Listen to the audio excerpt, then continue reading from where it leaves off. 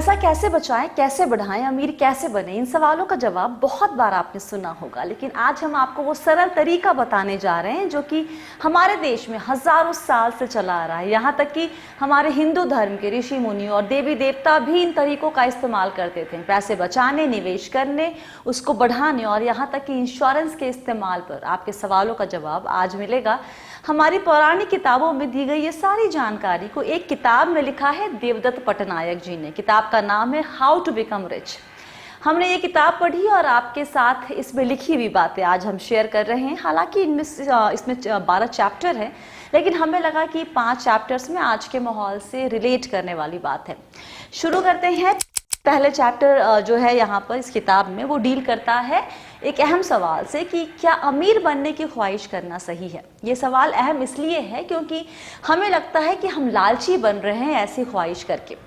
कुछ दिन पहले एक सब्सक्राइबर से बात हो रही थी, उन्हें रिटायरमेंट के लिए सेव करना था। हमने उनसे पूछा कि कितना पैसा एक्यूमुलेट करना है और वो एक रकम बता नहीं पा रही थी। उनसे कई बार जब पूछा तो उन्होंने कहा कि हमने एक रकम इसलिए असाइन नहीं की है क्योंकि हम लोग बहुत ज़्यादा मनी माइंडेड नहीं हैं। क्या आप इस थॉट प्रोसेस से फेमिलियर हैं कि मनी माइंडेड होना अच्छा नहीं होता? बचपन में हमने बहुत बार सुना कि जहाँ लक्ष्मी होती है वहाँ सरस्वती का वास नहीं होता है, और बस इन्हीं सब बातों को सुनकर हमें पैसे चाहिए भी, लेकिन खुलकर ये कहने से हम कतराते भी हैं क्योंकि हमें लक्ष्मी का सही मतलब पता ही नहीं है जो कि इस चैप्टर में बताया गया है। हमें पहले तो फर्क समझना होगा नीड और ग्रीड के बीच। नीड है अपनी ज़रूरतों को पूरा करना, ग्रीड है सिर्फ और सिर्फ अपनी ज़रूरतों के बारे में ही सोचना और उसे पूरा करने के लिए किसी का भी नुकसान करने को तैयार रहना। अमीर बनने की चाह से अगर आपका मतलब है खुद के लिए और अपनों के लिए एक कंफर्टेबल लाइफ एंजॉय करने की चाहत, तो ये चाहत एब्सोल्युटली नॉर्मल है और कभी भी इस ख्वाहिश पर शर्मिंदा नहीं होना चाहिए। अगला chapter 5, how do we save money. यहाँ कई कहानी है, हम एक दो आपको सुनाते हैं। एक बार इंद्र जी ने कृष्ण जी से कहा कि एक असुर है, उसने हमारा बहुत कुछ चुराया है, उसे हराकर हमारा सब सामान हमें वापस दिला दीजिए। कृष्ण जी गए, फट से हराया और सब सामान दे दिया इंद्र जी को। घर आए तो सत्यभामा उनकी पत्नी ने पूछा कि खाली हाथ क्यों आए, कुछ दिया नहीं इंद्र जी ने? तो कृष्ण जी ने कहा कि मुझे कुछ चाहिए ही नहीं। सत्यभामा ने कहा कि आपने उनकी मदद की है, उन पर ये कर्ज है, आपको कुछ नहीं चाहिए तो आप मेरे लिए इंद्र के बगीचे से पारिजात का पेड़ मांग कर ले आइए। कृष्ण जी ने कहा ठीक है। वो गए इंद्र जी के पास, मांगा पेड़। इंद्र जी ने कहा ये तो स्वर्ग की प्रॉपर्टी है, नहीं देंगे। कृष्ण जी को समझा कि ये तो एक्सप्लॉयटेशन हो गया। किताब में एक लाइन लिखी हुई है, when there is no exchange there is exploitation. तो इस लिहाज से अगर आपने ये वीडियो देखकर लाइक, सब्सक्राइब या कमेंट नहीं किया तो ये भी एक एक्सप्लॉयटेशन होगा। तो या तो तीनों कर दीजिए नहीं तो एक तो बनता ही है। ऐसा किताब में लिखा है, हम नहीं कह रहे। चलिए आगे बढ़ते हैं। तो इस घटना के बाद कृष्ण जी ने कसम खाई कि पहले रिसीव करेंगे फिर ही कुछ देंगे, और ये है एक गूढ़ ज्ञान। When we receive an income we have to first pay ourselves before we pay others. और खुद को जो हम पे कर रहे हैं वो आज के लिए नहीं बल्कि भविष्य के लिए कर रहे हैं। इसमें और किस्सा है कि कैसे यशोदा माँ कृष्ण जी को डांटती थी अगर वो घर में रखा सारा दूध पी जाते थे। वो उनको एक्चुअली हमेशा 1/3 दूध देती थी पीने के लिए। 1/3 का पनीर बनता था बाद के कुछ दिनों में खाने के लिए, 1/3 का दही जमता था अगले दिन खाने के लिए, और उस दही में भी आधे का मक्खन निकलता था जिससे का घी बनेगा। इस तरीके से यशोदा माँ दूध का इस्तेमाल करती थी ताकि जिन दिनों दूध ना हो तो भी खाने में कोई कमी ना हो। तो मोटे तौर पर यह कहा जा सकता है कि जितना कमाते हैं पूरा का पूरा एक बार में ही मत पी जाओ या खा जाओ। जैसे ही कमाई हो 10 से 20% तो सेविंग के लिए ज़रूर निकालो। ये किताब में लिखा हुआ है। As a young person, we must provide for our old self rather than hope that our children or family will take care of us. आगे बढ़ते हैं। चैप्टर 7 बात करता है how do we manage money. यहाँ पर अकाउंटिंग एंड प्लानिंग की बात की गई है। यहाँ पर उसके इम्पोर्टेंस को दिखाया गया है।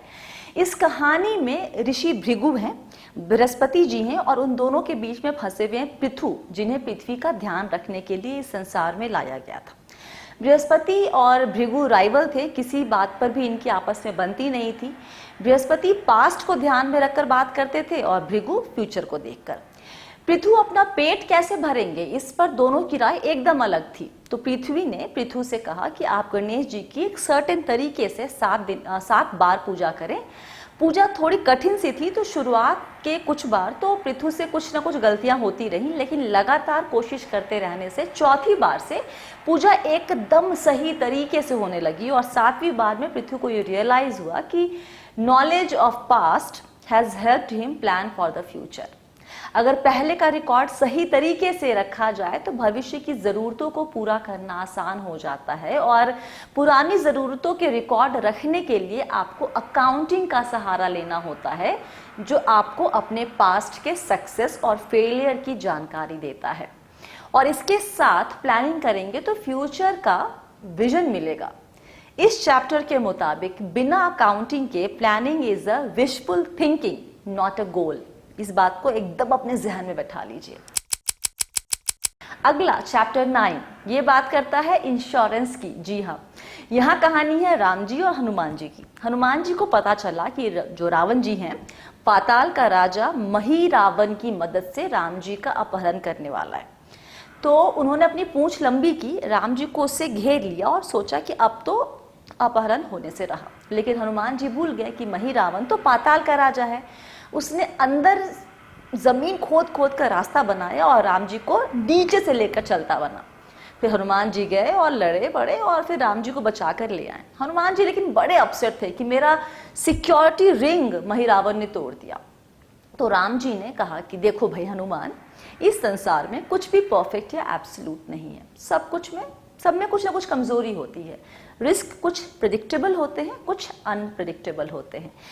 प्रेडिक्टेबल रिस्क के लिए तुमने अपनी पूंछ की सिक्योरिटी रिंग बनाई, लेकिन अंडरग्राउंड टनल वाला जो रिस्क था वो तुम प्रेडिक्ट नहीं कर पाए, लेकिन तुमने वहां पर आकर सब संभाल लिया। This is what life is all about, managing predictability and being prepared for unpredictability. आज के संदर्भ में इसे देखें तो कई इमरजेंसी का हमें पता होता है कि आ सकती हैं, हेल्थ इशू पर, घर की दिक्कत, एक्सीडेंट वगैरह वगैरह, लेकिन ये कब कहर बरपाएंगी ये हमको नहीं पता होता। इसलिए इंश्योरेंस ज़रूरी है। ये एक ऐसा निवेश है जो चीज़ें खराब होने पर ही रिटर्न देती है, और ये अहम है आपकी वेल्थ की प्रोटेक्शन के लिए। नहीं तो सारा पैसा आपका अनप्रेडिक्टेबल रिस्क को मैनेज करने में ही निकल सकता है। आखिरी चैप्टर यानी चैप्टर 12 में 3 योगिनी की कहानी से बताया है कि पैसा ग्रो कैसे करते हैं। ये 3 योगिनी थी, विमला, निर्मला और कमला। तीनों को लक्ष्मी जी ने एक एक गोल्डन फ्रूट दिया। विमला जी फल के साथ साथ बीज भी खा गई।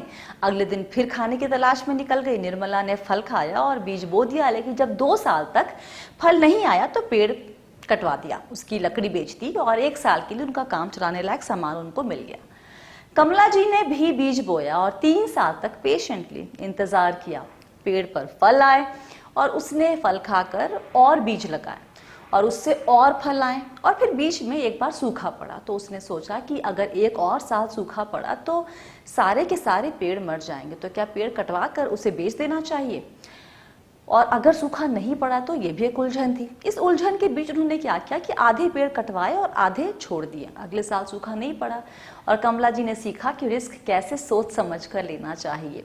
तो मोटे तौर पर कमला जी ने वो हर काम किया जिससे उन्हें बाद में शाकंभरी के नाम से जाना गया। शाकंभरी का मतलब the goddess of fruits and seeds and trees. कहानी का सार ये कि trick of money making is to see money as fruit and seed. Fruit we enjoy, seed we invest. सभी सीड पेड़ नहीं बनेंगे, सारे पेड़ फल नहीं देंगे, और अगर थोड़े से सीड भी पेड़ बन गए और फल देने लगे तो फिर पैसा ही पैसा है। तो ये था किताब हाउ टू गेट रिच से कुछ काम की बात है आपके लिए। मेरे पास उसकी 2 कॉपी है। एक में मैंने बहुत कुछ लिखा हुआ है, दूसरे में कुछ लिखा हुआ नहीं है। तो वो कॉपी अगर आपको चाहिए तो आप मुझे बताएंगे कहाँ पर, कैसे। आपको मेल करना है। मेल आईडी आपको नीचे दिख रही होगी, वहाँ पर मेल में आपको अपना नंबर देना है और अपना एड्रेस भेजना है, और जिसकी मेल सबसे पहले आ जाएगी उनको ये किताब भेज दी जाएगी। तो ये याद रखिएगा, जो सबसे पहले मेल आएगी उसको ये किताब भेजी जाएगी। इसके साथ फिलहाल इतना ही। आपको अब क्या करना है, ये आपको पता है। लाइक, शेयर, सब्सक्राइब, ये तीनों काम करने हैं। साथ ही कमेंट भी लिख के अपना फीडबैक देना है। याद रखिए, आप हैं मेरे यानी स्वाति के साथ, और हम सब हैं बहुत ही सावधानी और समझदारी के साथ अमीर बनने के सफ़र पर। आप सभी को बहुत सारा प्यार और दुलार। अगर आप मुझे इंस्टा, ट्विटर वगैरह पे फॉलो करना चाहते हैं तो वो सारा लिंक नीचे आपको डिस्क्रिप्शन बॉक्स में मिल जाएगा। फिलहाल के लिए इतना ही। Stay blessed, healthy and be wealthy.